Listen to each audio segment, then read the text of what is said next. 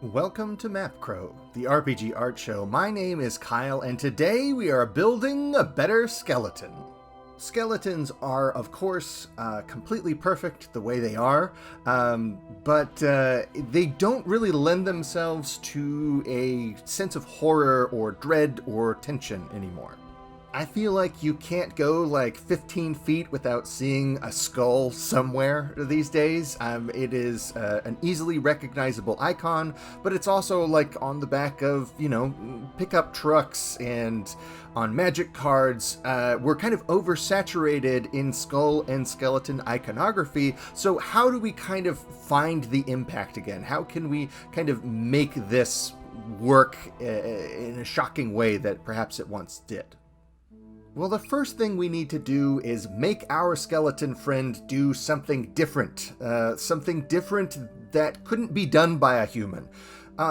This is my main complaint with goblins and dwarves and drow and orcs and all of these kinds of... Basically, they're humans. They're going to use weapons that humans could use, spells that humans could use, and there's really no reason to swap them out other than pure aesthetics.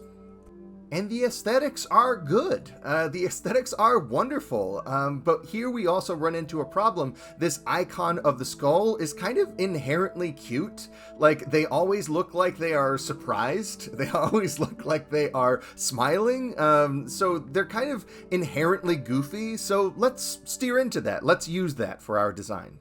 I have this idea that perhaps this skeleton friend is jealous of its fleshly counterparts, that it misses having like skin and organs and all this kind of stuff. So it has kind of chained this cauldron to its belly and kind of consumes and kind of eats people. This is weird. I've made some weird decisions on this one, folks.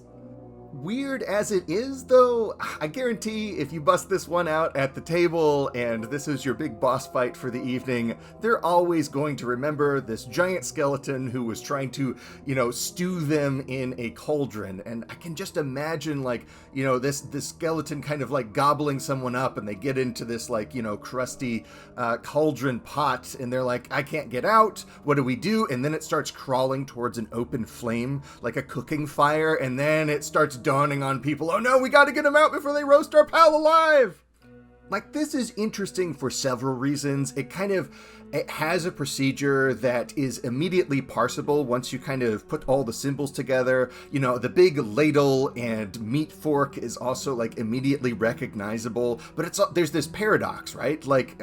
In what way is this skeleton consuming people? It's weird. It raises a lot of questions and it kind of makes you uncomfortable. So as goofy and comedic as this is going to be, I think there's something kind of deeply unsettling about it as well, and that kind of will add to the flavor of this weird encounter with the skeletons, rather than, skeleton archers, skeleton magicians.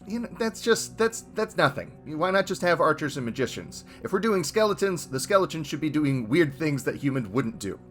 The other thing that we get with this cooking theme is kind of the implication of theme. You can really kind of design a whole adventure, a whole dungeon location. You kind of get the idea that maybe there might be other kinds of ooze monsters of undead oozes that are giblets of leftover stews. You can really press on this and go in all kinds of directions with it.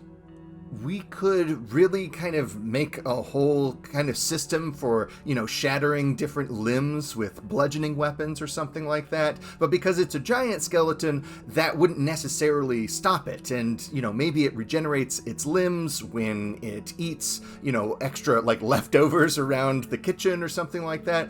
We can really turn this into a multimodal battle that has legible, gameable opportunities in it, as opposed to just another, sack of hit points to reduce. Anyways, that's it for this episode. There's a lot kind of going on behind the scenes at MapCrow HQ that's preventing me from spending more time and kind of documenting map creation right now. So in the meantime, I hope you are enjoying these building a better monster style episodes. And if you are, please leave me a comment of other episodes, other monsters you want me to look at, or, issues you want me to talk about. I'm always looking for inspiration and conversation on these things. I love talking about this stuff. Well, until next time, farewell.